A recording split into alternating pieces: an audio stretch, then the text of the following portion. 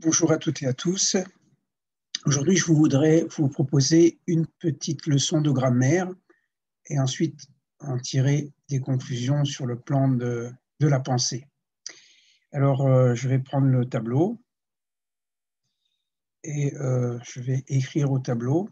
Alors, on n'est plus au tableau noir, on est au tableau blanc. Je vais écrire le mot, alors je vais écrire kaf, tav et bet. C'est-à-dire, je ne mets pas les voyelles, ka, tov, écrire.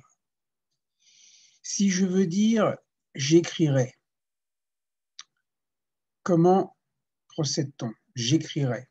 En français, on met le verbe écrire et on ajoute AI à la fin.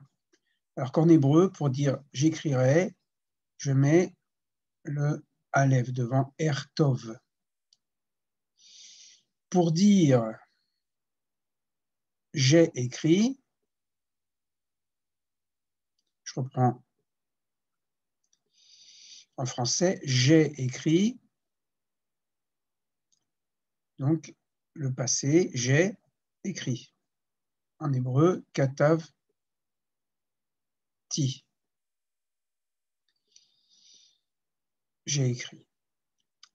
Je voudrais faire juste cette remarque. C'est que pour le futur, je mets un préfixe. Pour le passé, je mets un suffixe. On aurait pu penser le contraire. Comme disait un de mes maîtres de Talmud, on aurait pu penser le contraire. Justement, le passé, c'est-à-dire ce qui est bien à la fin du mot, indiquerait le futur. Alors que le futur se trouverait indiqué à la fin. Alors, qu'est-ce que nous voyons ici? Que le signe du futur est en quelque sorte dans le passé, et le signe du passé est dans le futur. Je vais prendre un autre exemple. Cette fois-ci, c'est le rapport relationnel entre je et tu. Pour dire tu, pour dire je déjà, Annie. Pour ceux qui font l'hébreu biblique ou l'hébreu moderne, Annie, c'est masculin-féminin, il n'y a pas de différence. Comme si, pour l'hébreu, la conscience qui dit je n'est ni masculine ni féminine.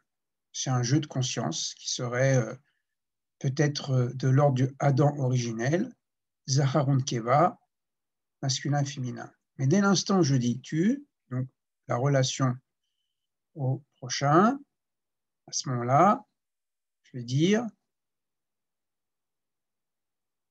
ata, ça c'est tu masculin, donc je parle à un homme, et lorsque je tutoie une femme, je dis at. Donc la deuxième personne, on sait si on s'adresse à un homme ou une femme, alors qu'en français, quand je dis tu, je ne sais pas, à moins de regarder la personne, mais si je dis tu, je ne sais pas si je parle à un homme ou une femme. C'est qu'à la troisième personne, si je dis il ou elle, que je sais distinguer son genre masculin ou féminin. En hébreu, c'est la deuxième personne.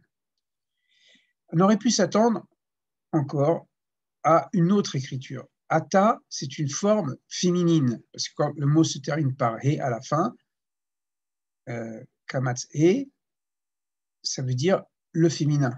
Et justement, l'absence du he fait le masculin.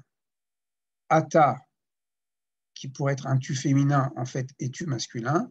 Et at, on a pu penser que c'est un tu masculin, et en fait, un tu féminin. J'ai pris ces deux exemples, que ce soit dans la construction du verbe au futur ou au passé, ou dans les pronoms personnels, pour voir qu'il y a une sorte de paradoxe. Et la conclusion que je voudrais tirer de cette leçon, c'est que, justement, l'hébreu est une langue du paradoxe. C'est-à-dire que le futur est déjà dans le passé est aussi dans le futur, le masculin est d'une certaine manière dans le féminin dans le masculin, c'est-à-dire qu'il y a toujours une perception de l'altérité. On n'est jamais enfermé dans une catégorie, bien que les catégories soient distinctes, et c'est très important du point de vue de la Bible de séparer le masculin, le féminin, le passé et le futur, mais en même temps, il faut tenir compte, en quelque sorte, la totalité. Il n'y a pas de masculin sans féminin, il n'y a pas de féminin sans masculin, il n'y a pas de passé sans futur, il n'y a pas de futur sans passé, et il n'y a pas finalement de totalité enfermée dans une seule valeur, mais c'est une pensée de l'unité la plus totale, la plus infinie. Et cette structure grammaticale renvoie sans aucun doute à une structure, une manière de penser qui signifie penser l'unité dans le monde qui découle de l'unité de Dieu qui englobe en lui l'infinité des valeurs. Voilà. Merci, à bientôt. Au revoir.